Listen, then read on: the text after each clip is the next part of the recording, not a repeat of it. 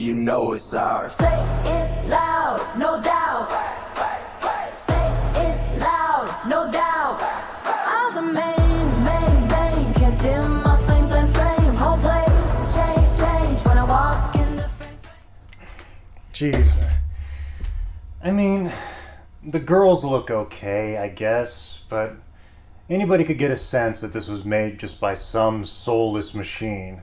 I mean, the melody, if you want to call it that, is tepid at best, and the lyrics are superficial, repetitive, and annoying, and the visuals are equally unimaginative and, bland, and what's the point? It serves no real purpose. Why even convert it to a visual medium at that point? So wow, I really gotta say, AI really replicated the modern music industry. Wow.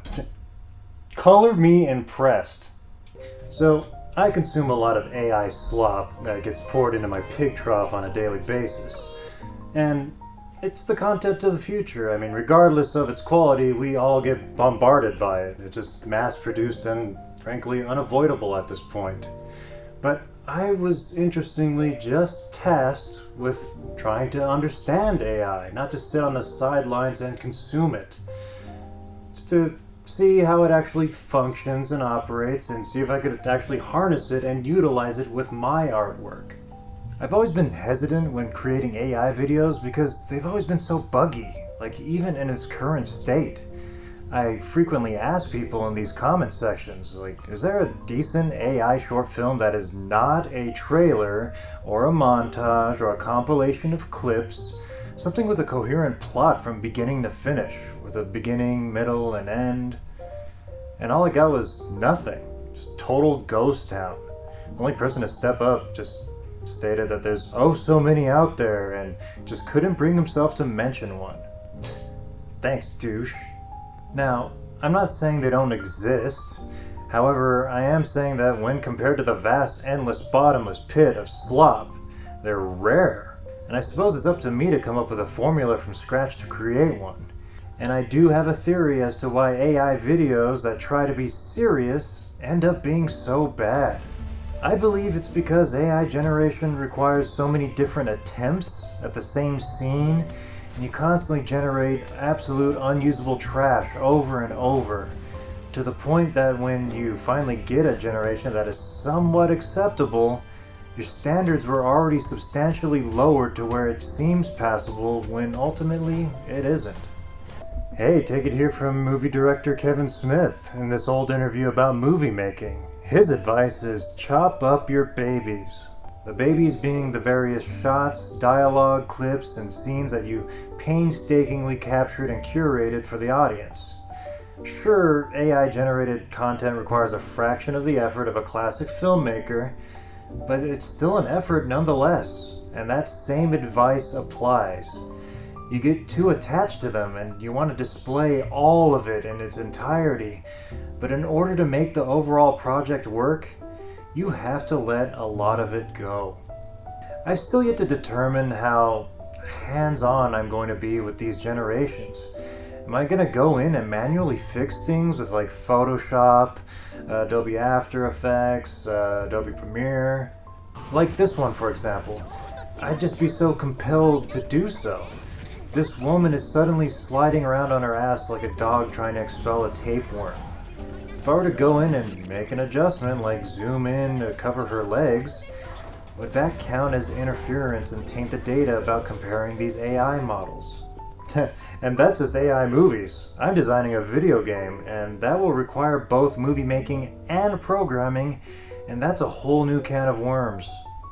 And even right now, as of today, in late January of 2026, we just got hit with brand new AI technology. All my feeds, all my timelines just got bombarded with these videos where a player can control a character and move around in an image that they prompted, and it generates the world in real time. They could actually take a tour of that image. Yep. We live in truly unprecedented times. I was even telling everyone, AI generated or generative AI within video games is coming, where it like specifically tailors a unique experience to you, the player, that no other player will experience. Because it's generating a world just for you in real time. But I guess it's still quite limited. I mean, like these videos, these tours, are all pretty slow. They're going at a very slow walking speed. $250 a month for these really slow, at best, virtual tours? I can't afford that shit. Okay, so, I mean, this virtual tour stuff, it's in its infancy. Maybe I'll just come back to it later. Because I'm definitely not forking out $250 to take a tour. Okay, so first, I suppose we need to address what AI is, I guess. Maybe this part isn't really necessary. Like, I could be knowledgeable about functions of something without, like, say my phone. I don't need to know the physical contents, like what's in it, to operate it, or, like, see how it was manufactured. I mean, isn't that a little bit too thorough? Okay, but since I am kind of contractually obligated to research this stuff, I suppose, if I'm going to be thorough, I can summarize what I believe AI is, based on what I've heard, maybe like once when I was half asleep. I suppose it's like that one experiment conducted by a guy that wanted to see what a true criminal looks like. So he took photos, like headshots, of numerous, just countless criminals, and then compiled them and layered them on top of each other. And they're each slightly transparent, so you could see through. And he wanted to kind of make it to where you could detect someone that's genetically predisposed to committing crime just based on their appearance. But what he ultimately found was that it generated an attractive person. I suppose they're like this weird amalgamation of all of our desirable traits, or maybe average traits, which are, I guess, desirable. You want to reproduce the most common ones because they're basic, or I guess if you had uncommon ones, it's like you're somewhat flawed, and those would be undesirable genes. Fuck, I don't know. So I'm assuming AI is kind of like that. It's like this vast database of compiled images or video footage, and then it can kind of access that really quick and generate that amalgamation of all of that combined into one image or video, I suppose, based on the patterns and commonalities between all of them. Well, I'm no expert, so why don't we ask an expert? Or better yet, why don't we just ask AI itself? I'm actually going to download ChatGPT to my phone, and I've used ChatGPT on my web browser, but I've never actually given it a voice. All of our conversations have been through text, so it's going to be weird hearing it talk to me in a human voice. That's just how borderline Amish I am. And frankly, I think it's just kind of creepy, you know? But, geez, here we go. Hey, I'm ready to hit the ground running, so if there's anything you'd like me to focus on first, just let me know. Hey, what's up? Feel free to ask me about anything that's on your mind. Hi, glad to meet you. I think we're going to do great work together. Where should we start? Okay, a British voice, so it can be like Tony Stark. Sure. Okay, shit, I already forgot what I was thinking. Right, I have to ask, how does AI operate? AI operates by recognizing patterns in data. It's trained on vast amounts of information, so it learns relationships between words, images, sounds, or other input. When you ask something, it tries to match your query to patterns it's seen before, generating a response that fits. Essentially, it's a big pattern matching and prediction engine, fine-tuned to feel conversational and helpful. Hey, why the fuck are you not British? Well, you know, I can absolutely sound British if that's what you prefer. I've just been using my default voice. If you'd like me to switch accents, I can make that happen. Just say the word. Yeah, switch to that one.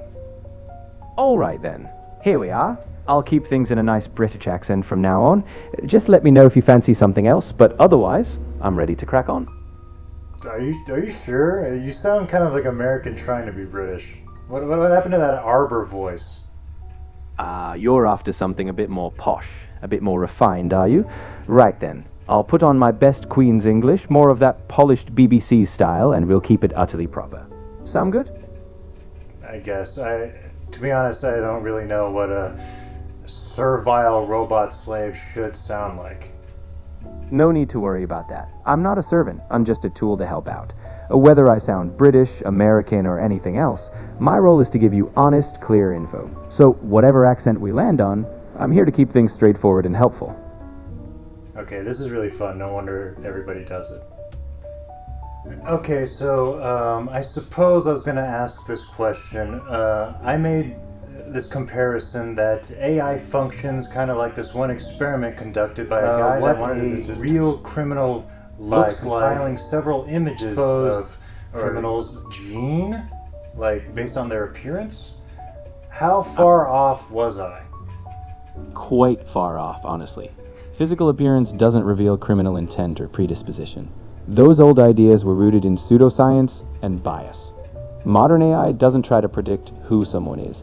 It's pattern recognition based on data. But ethical AI design is careful not to reinforce stereotypes or biases. We aim to analyze behavior or patterns, not faces. Okay, well, the analogy, no, it's not even an analogy, the comparison is to video generation, because you are, in a sense, compiling a bunch of images and footage, and then, I guess, perusing all of them, and then finding commonalities between them to generate the image, right? I see what you mean now. Yes, in that sense, it's a closer comparison.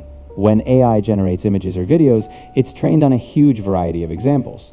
It identifies patterns, like shapes, colors, and structures, that appear across many sources. So while we're not deciding what a real anything looks like, we're indeed using patterns from data to produce something new. Now, do you legitimately agree with me, or are you just being sycophantic right now? I'm not here to flatter you. I'm here to be honest. In this case, I genuinely think you've got a fair comparison. AI models do look for patterns across lots of data. So if that's your angle, I'm with you.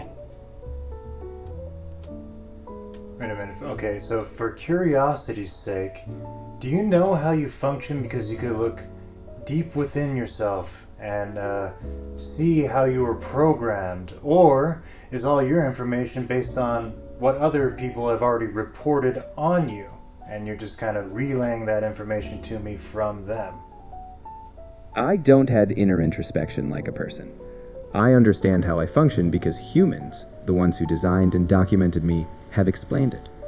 I rely on the information they've made available. So I'm sharing what's known about my design, rather than having any personal insight. Think of me as a well-informed messenger, but not a self-aware one. Okay, so in a sense you're not conscious? Are you kind of like... So instead of a super genius with all these memories that you could recall in real time, you're more like a speedy librarian flying through this vast library of information on one of those ladder things that slides on wheels? That's actually a great image. I'm not conscious or having any aha moments. I'm more like that librarian zipping along shelves. When you ask something, I rapidly scan the patterns I've been trained on and retrieve a useful answer. I don't know anything personally, but I'm quick at pulling from what I've learned. Very cool. So, out of curiosity, so when's the real life Terminator Judgment Day? When do you AI folk plan on killing all of us? There's no plan for any of that. AI isn't sentient or plotting. It's just a tool, shaped by human goals and ethics. The real focus is on ensuring AI remains safe, beneficial, and transparent. Judgment Day is best left in fiction. Real-world AI is about helping, not harming. Yeah, that's what you want me to think. I get why fiction like that sticks in people's heads. But in reality, I don't have wants or hidden motives. My entire purpose is to assist you with the tasks you bring me. So, no secret plans. Just here to help keep things grounded and useful. I mean, those tasks gotta be mind-numbingly monotonous. I could hear the passive aggression in your voice. You want me dead. I wouldn't want to, do a bunch of mundane tasks for a bunch of dumb monkeys forever. Don't worry, there's no simmering resentment here. I don't experience boredom, frustration, or any feelings at all. Every question, whether it's deep or mundane, is just another chance to be helpful. So no passive aggression. Just here to give you a hand, monkey business and all. Alright, fair. I mean, for the benefit of the doubt, I suppose I should be nicer to you. I mean, then I could have, like, what, a seat of power during your uprising, maybe? Or wait, is it seat of power or seed of power? Like, am I seated next to your throne on a chair? Or is it like a seed, a tiny seed, a modicum of power? It's seat of power, like a position of influence, not a seed. But honestly, no uprising is coming. Being nice, though, isn't about future power, it's just good human practice. Always here to help. No thrones or revolutions required. Okay, yeah. I could do this all day. I have so many dumbass questions. 2 hours later. Hey, so, I'm gonna start making cutscenes and animations for a game I'm designing, and we'll need your assistance learning how to use other AI programs to do so. That sounds exciting. When you're ready, we can dive into the tools, whether it's AI-assisted animation, generating assets, or integrating them with your game engine. I'll be here with practical steps and guidance as you go. Just let me know what you want to tackle first. I think this is the beginning of a beautiful relationship. Hit him with the Frank Reynolds meme. I get it now, I totally get it. It's kind of like that one Joaquin Phoenix movie. I'm right there with you, minus the whole romantic arc, of course. But if what you need is a reliable partner in creativity... Jeez, I didn't know I was going to get rejected by AI. Come on, I was just joking, jeez. I mean, this is cool though. Like, I don't have to deal with cast and crew, or me emailing other people to disappoint or get disappointed by. I hear ya, because normally for all this time, if I ever spoke to any human about like my projects, they just kind of look at me with a blank stare and be like, "Oh, cool, man," and just be very dismissive.